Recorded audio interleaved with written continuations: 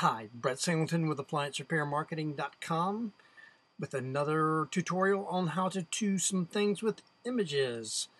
We're going to go to Photoshop today and I'm going to teach you how to prep a photograph out for your profiles. You know, social media, there's lots of places where they want a profile picture, and sometimes it's hard to get one straight out of the camera without doing a little photoshopping on it. So I'm going to show you some basic Photoshop techniques to kind of bring the quality of your pictures up. And here we've just got a stock photo that we've taken off of Stock Exchange, one of the many free royalty image sites out there.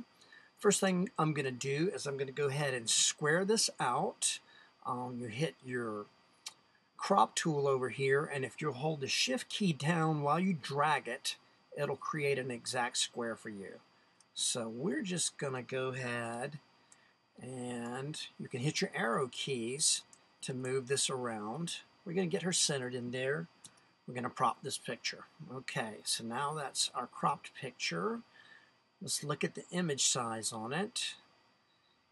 Yeah, it's kind of big for what we want right now. So let's take this down to about 500.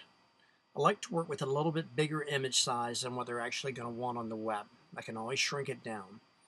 Okay, so this is a pretty good picture to start off with. What I'm going to do is I'm going to come up here and I'm going to do Command J, create a new layer. I could also do that down here. I could click this button right there and it would give me a new one. Or I could right click on it and hit Duplicate Layer. Give me another copy of it. So let's hide these two. But let's take this one we created, and I'm going to do what's called a surface blur.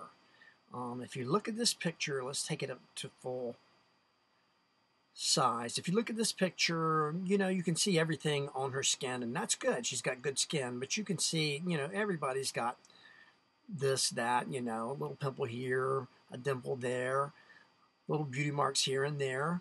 And there are ways we can take those out or kind of make them up. So let's look at one of those. We're going to hit Filter. We're going to go down to Blur, and we're going to hit Smart Blur. What a Smart Blur does, I'm not sure if you can see this over video, but it will keep the lines and it will grab the rest of the areas and smooth them over, which is what we want to do. Now, I'll show you what a full blur would do in just a minute, but you can imagine. Okay, this Smart Blur has taken a lot of the lines out of her face.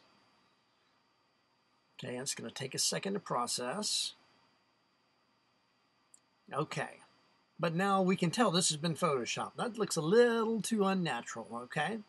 So what we got to do is kind of fade that in. So we'll take this layer, layer 1, and we'll pull it down. We'll make it opaque. We'll make it where you can see through it. So if we bring it all the way down to 1, you can't see what we've done with the blurring at all. And if you bring it up to 100, that's all you see is the blurring. So you'll have to use your discretion here. I like to pull it down to where I'm not hiding the natural features of someone's face. I'm just kind of smoothing them out a little bit. Just creating some tones on top of it. But I still want it to look natural when I'm done. Okay, so that's about good for her. Okay, so now what I want to do is I want to blend these two layers together. And if you will click one and then hit Shift, hit the other layer you want to blend, and then hit Command E or Control E on Windows, and that will combine those two layers. So now that I've got this layer down into one, I think I want to add a little more color to it. So let's go to Adjustments, and we're going to put a photo filter on it.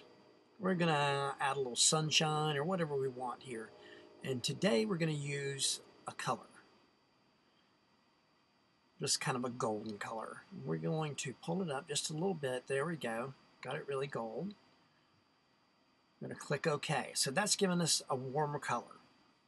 Now we're going to use an old 80s technique for creating kind of a blurred look, kind of a softer look to the picture. So once again, I'm going to grab that layer. I'm going to duplicate it. Now I'm going to take this layer, go back to filters. This time I'm going to put a Gaussian blur on it. And as you can see, boom, that really blurs it out. Don't want that much of a blur. I do want some blur on the top of it. So we're going to get it this way, about right there. Click OK. Now once again, we're going to soften that layer, pull it down so that the blur is there, but you're seeing through the blur. See what a softer effect that gives that picture? Okay. They used a lot of this technique, obviously, in the 80s, and you see it in a lot of magazines where they want a softer feel to the picture. Okay, so we've set that opacity for about 50%, 48% right there, which is normally a good level. Now we can also do another trick if we want to. We're going to turn that layer off, turn this one back on, and you can see that that one doesn't have any of the effects on it. Actually, we're going to turn that one off. We come back in the background. We're going to create another duplicate layer so I can show you this other technique. Okay, that's our original layer. Now this time we're going to do even more. We're going to give this one another Gaussian blur. Pick it up a little more so that it's really blurred. I'm going to take it down only just a hair this time, maybe about 81%. Because what I want to do here is completely blur the background. Then I'm going to take an eraser brush and I'm going to erase the blur over her face and soften it a little bit. So we want a soft edge, kind of a blurred edge. We could get a hard one, but we don't want that. We want a soft one. We come back to our picture, click inside, and just watch. I'm just going to erase the blur around her face. A little bit like so. We better bring them down into her hands as well.